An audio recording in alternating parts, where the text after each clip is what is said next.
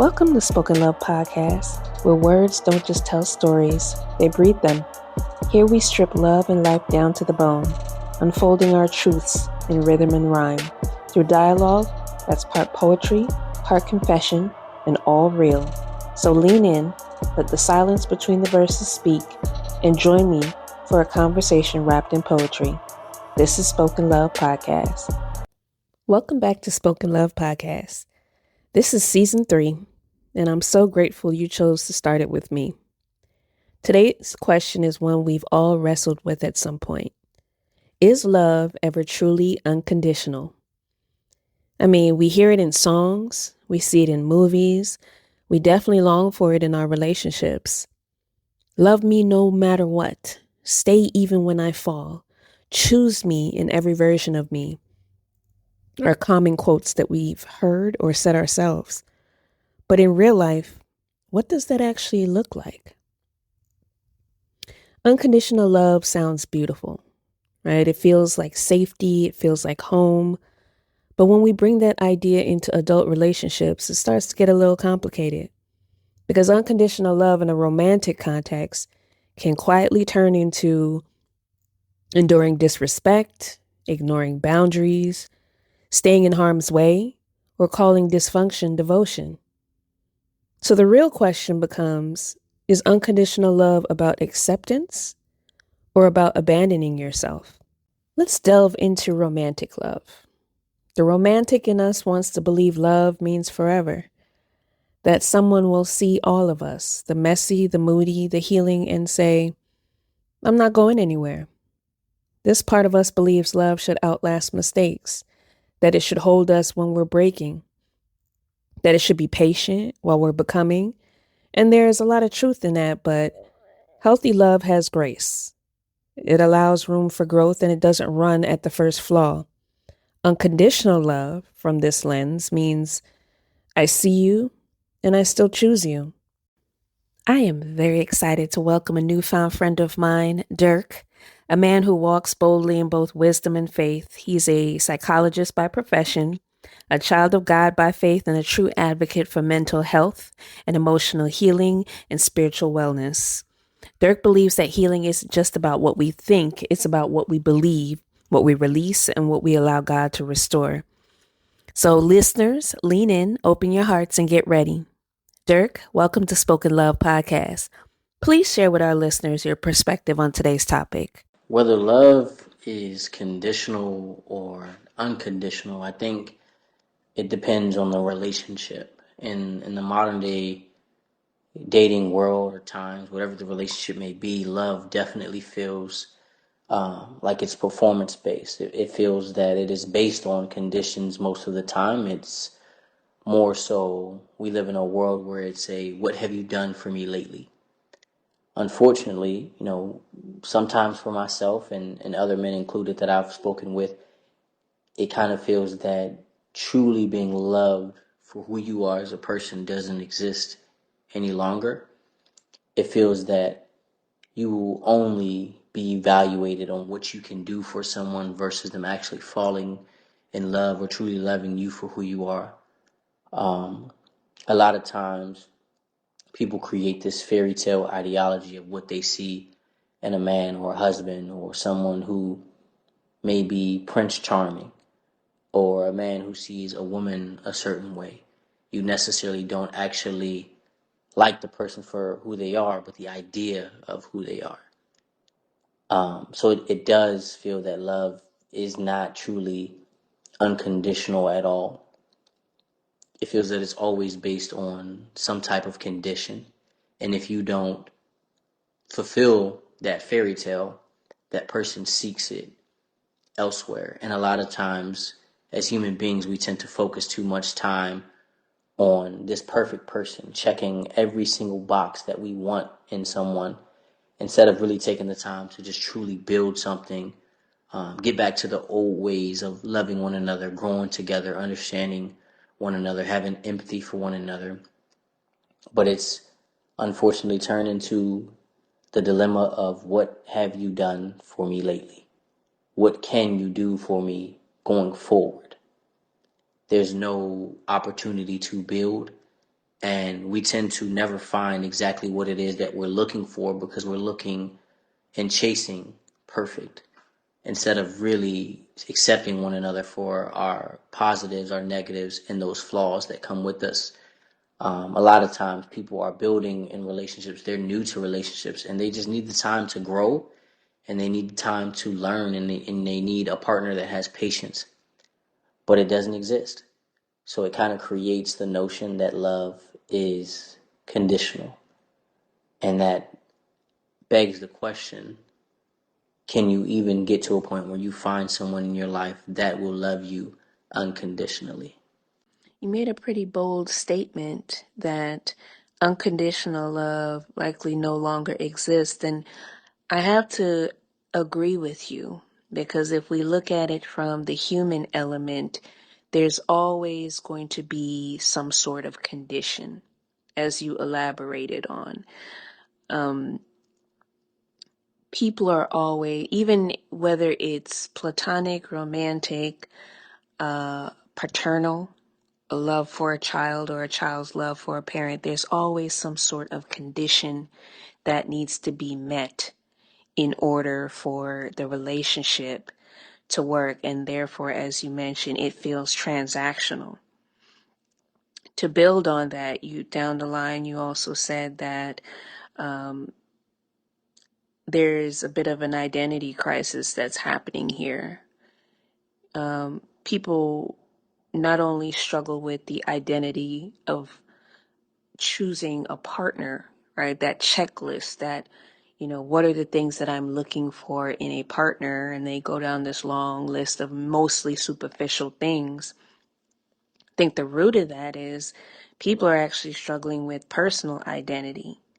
So when seeking a partner, they're relying on social stigmas or checklists to orchestrate the ideal partner versus discerning their own character and heart posture, which truly comes from God, right? Knowing who you are and whose you are is essential before you truly seek out a partner. And I believe a lot of people miss that step when they transition from childhood to adulthood because these things aren't taught.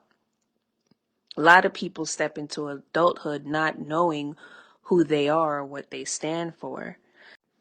Another underlying issue is nowadays there's so many options and people feel entitled to access, right? Whereas before you used to have to really put in some effort socializing and meeting other people and interacting with other people. Now it's a swipe and a click away, right? So there's this false impression that there is somebody better right around the corner.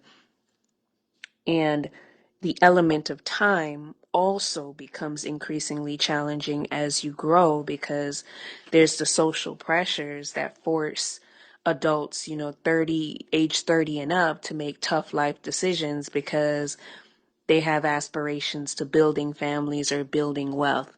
So that ticking clock in the back of your mind is saying, I'm running out of time, right? I need to start a family by this time. I need to be financially stable by this time. But the reality may not be lining up with that.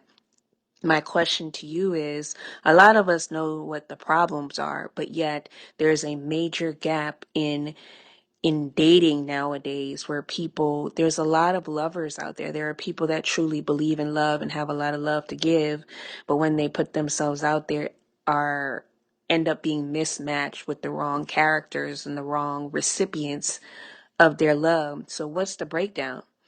If boy likes girl and girl likes boy, why are we not having a greater success rate for people matching up, or not only people matching up, but people matching up and staying together?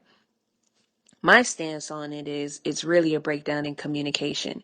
And that's not just a dating problem, that's a social problem. People have become so saturated with this very instantaneous type of culture, with the introduction of cell phones and text messaging, and everything becomes very instantaneous. No one wants to pick up the phone and talk anymore, whether it's calling a family member, calling a loved one, calling a friend. And if you can't even do it for the people that you genuinely love, for a complete stranger, it becomes even more disconnected. That element of communication, really carving out time and space to get to know somebody, is what I feel is causing a lot of disturbance in the dating scene. No one wants to talk anymore. People, you'll go on a date, everything will seem fine, and then someone has a life situation, right? Life be life, and something comes up, and instead of articulating or communicating that, they shut down, they ghost, they withdraw, something or another, or they bring in poor experiences from past, dating into their new dating experience without taking time to pause and recalibrate. So it's just this vicious cycle of people looking and seeking something in someone else that they have not yet really come to grips with within themselves. Are you an ideal communicator, right? Can you effectively communicate? Can you engage in constructive conflict? These are the things that people need to confront up pretty early, in my opinion, in the dating scene versus the, oh, let's go on a date. And, when everything is going well and everything is euphoric, we need to skip past that and get into, well, what happens when you have a loss? What happens when you have a bad day? What happens when you lose your job? What happens when life really gets in the way? How do you respond? And how would you like me to respond to you or support you during those challenges? And I think when those conversations start to surface, that's when people truly build connection. Curious to hear your opinion on that. In many situations, I think some people show exactly where their table is and what they bring to the table, but the person that they may be dating keeps going to another table because it's more closely aligned to what they want versus maybe what they might need or what's better for them. So they're a little bit lost in who the person that they're dating is. And instead of you accepting me for what I told you, and I've explained to you what I bring and who I am, but you have this fantasy, you created this person exactly that fits your criteria of what you want. So when I don't meet that standard, or when a person in the dating world doesn't meet that standard, you're upset because you created a version of me that doesn't exist. Now we're back from square one, dating someone else, and we're doing the exact same thing because we fail to recognize that we keep creating a version of a person that doesn't exist. And it's not a bad thing because that person might be a better version. That person might be the version that you need, but you're so focused on the version of what you believe that you need. And I think that becomes a big disconnect in today's dating life. And you said it perfectly. There are so many options around that we just feel like that we can just go to the next one and get exactly what we want. But the same cycle keeps repeating itself because we're trying to do the same thing over and over and over again. And instead of looking in the mirror and realizing, hey, I might be the problem, that's too much for you to admit. So you're going to keep going from person to person to person until you find exactly what you're looking for. And that might not be the case. Or you might even find someone who is exactly what you want them to be, but they don't check off certain boxes, but it's good enough for you because they're doing exactly what you wanted. Now, another perspective to consider is the healing kind of love. But the healer in us knows something else. Love without conditions can become love without boundaries. And boundaries are not the opposite of love, they are proof of it. The healed version of us understands that love can be deep and still require respect. Love can be patient and still need accountability. Love can be generous and still protect your peace. And you're allowed to say, I love you, but I will not lose myself for you. I care for you, but I will not accept harm. I want you, but I also choose me. That's not conditional love. That's conscious love.